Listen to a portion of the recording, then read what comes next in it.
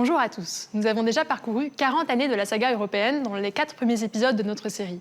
On vous a expliqué pourquoi et comment les institutions européennes ont vu le jour. Nous voici à présent dans les années 90, à l'orée d'une période charnière.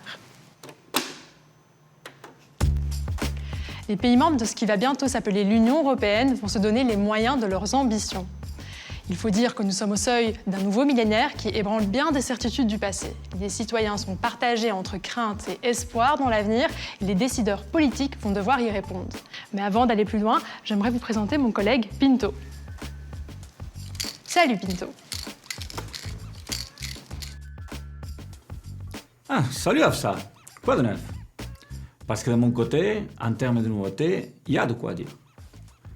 Dans les années 90, les logiciels de bureautique, l'avènement d'Internet et la percée inédite de la téléphonie mobile transforment nos manières de travailler et de communiquer et jettent les bases de la globalisation. Dans les années 90, en URSS, les programmes de Glasnost et Perestroïka, des programmes de transparence de Gorbatchev, vont finir par enterrer le régime soviétique ainsi que la guerre froide qui avait scindé le monde en deux durant plusieurs décennies. En Afrique du Sud, la libération indirecte de Nelson Mandela captive la terre entière et donne l'espoir d'un ordre nouveau où les politiques raciales ne devraient plus avoir droit de citer. Si le monde devient un village médiatique, il est plus qu'urgent d'en prendre soin. L'environnement devient une priorité.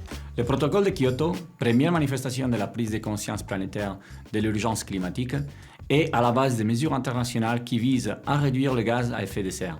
Des conflits, en revanche, frappent durement le vivre ensemble. Une guerre fratricide éclate en Yougoslavie, des atrocités sont commises aux portes de l'Europe. En Irak, la campagne Desert Storm déstabilise une région déjà très fragile et génère des tensions idéologiques et religieuses dont tous les peuples font les frais jusqu'à ce jour. Mais revenons en Europe avec quelques bonnes nouvelles. Les deux Irlandes se réconcilient en 1997 et grâce à une politique européenne d'ouverture des frontières, les États membres deviennent des voisins de plus en plus proches, collaboratifs et coopératifs. Un des meilleurs exemples de ce ciment est sans aucun doute l'initiative Interreg, qui fête cette année ses 30 ans. Ce programme de coopération territoriale européenne contribue à mettre en place des solutions communes aux défis locaux. Les régions, qu'elles soient fortes ou en difficulté, se serrent les coudes au travers d'échanges culturels, de partage d'expériences et de bonnes pratiques.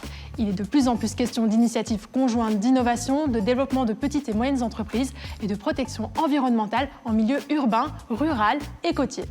En 1992, un accord historique est signé afin de mobiliser les nations et de continuer à rapprocher les citoyens au sein d'une union économique encore plus forte, scellée par l'euro. C'est le traité de Maastricht. La communauté économique européenne cède la place à l'Union européenne.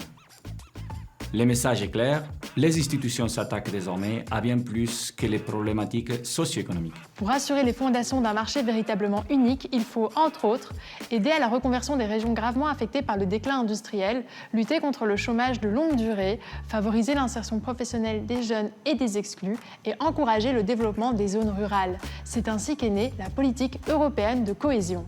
Près de 170 milliards de ECU, une monnaie administrative européenne, sont investis et permettront à de nombreux États de réduire drastiquement le chômage en créant plus d'1 million d'emplois. En soutenant plus de 800 000 petites et moyennes entreprises, les pays dont les économies étaient hier encore les plus faibles vont constater une nette amélioration. Mais l'Union européenne, ce n'est pas qu'un ensemble d'États. Elle s'intéresse aux régions et cela va être institutionnalisé. Les régions, c'est le berceau de toutes nos différences qui font nos richesses et donc notre potentiel. Un organisme spécifique va être constitué pour leur servir de porte-voix.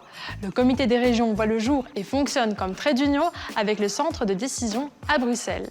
Il s'agit d'un organe consultatif tout à fait essentiel composé de centaines d'élus locaux. Ces hommes et ces femmes politiques, plus proches que quiconque du terrain, sont entre autres sollicités en vertu du principe de subsidiarité.